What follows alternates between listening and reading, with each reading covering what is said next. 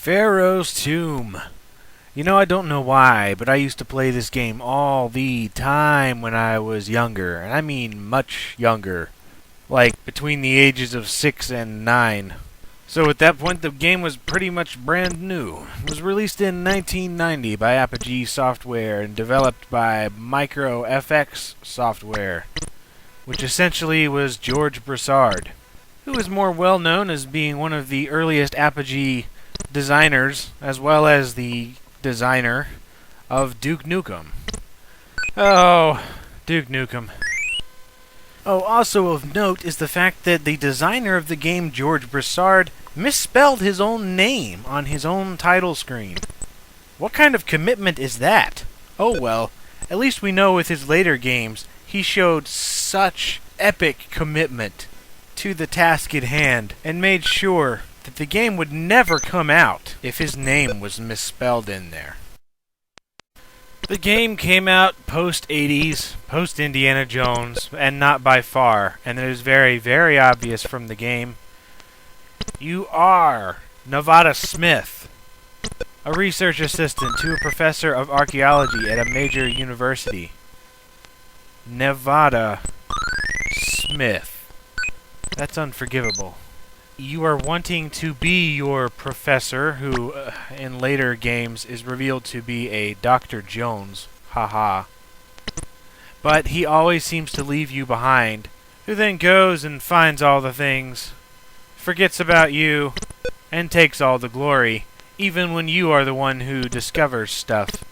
Sometimes, which is the case in this game. So, essentially, Mr. Jones is just a big fat Dick Cheney. So you go after hours and sneak into his office and steal back the ancient map of the Pharaoh's tomb and stuff and go to Egypt. Story is not important. This is a straightforward old-school platforming game in the vein of Super Mario Bros. And a little bit of Pitfall. You are Nevada Smith, going around the ancient pyramids and all sorts of tombs of the pharaohs. It just so happens.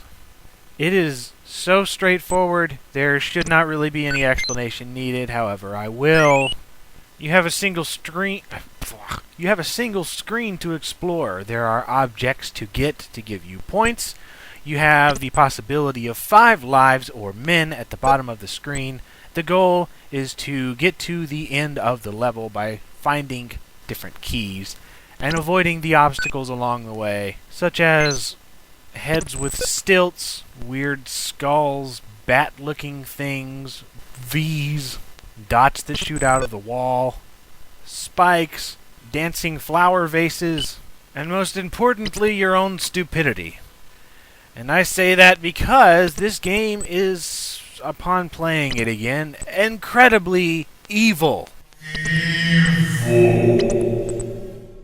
I had, and still have, nightmares about this game, and now I remember why. And I kid you not here, I am not just exaggerating, I really do have nightmares about this game.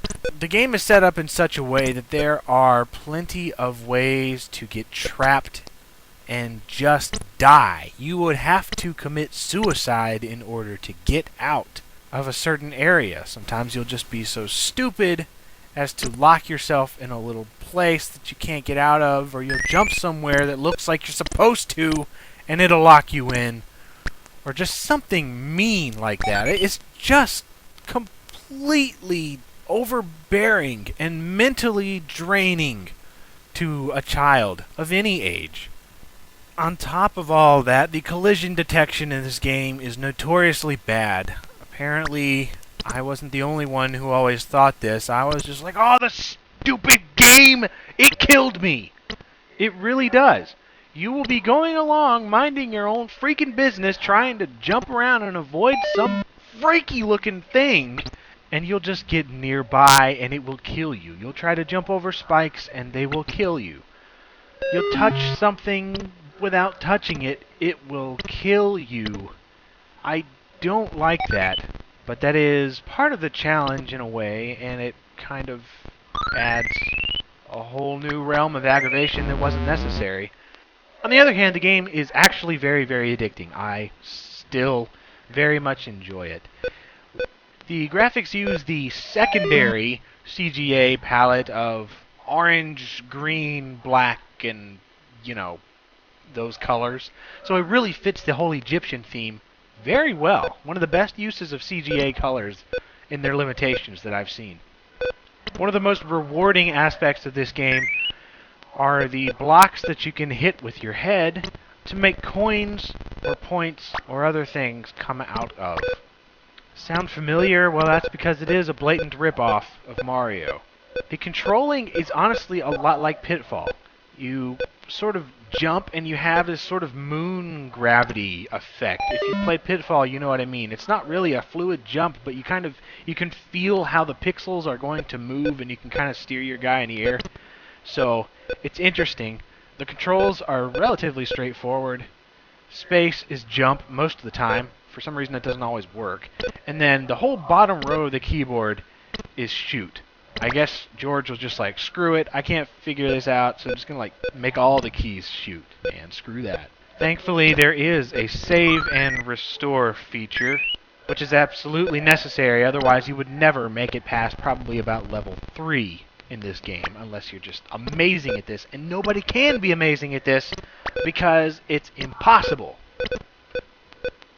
That's not a very solid argument, but I do not care. It's just completely evil. Not only is it a dark and twisted game that makes you die for no good reason and locks you into little places. I don't know where I was going with that, but it's wrong. It's just a bad game. And I mean that in the nicest way possible. I love Pharaoh's Tomb. I just hate it. Because it's mean! This level, the Grand Gallery? What is wrong? I spent 30 minutes on this level. I don't know. I know George Broussard must get some sort of odd, sadistic pleasure out of torturing his fans and players. He did it with Duke Nukem. He did it with Duke Nukem Forever. He's doing it with Pharaoh's Tomb. And he also did it with Dagon Arctic Adventure, which I will be getting to later. Alright. It was released as freeware a few years back, so there's no harm in downloading the full version anywhere. So, Pharaoh's Tomb. It's an awesome game, but it's not. Go get it today. Torture yourself.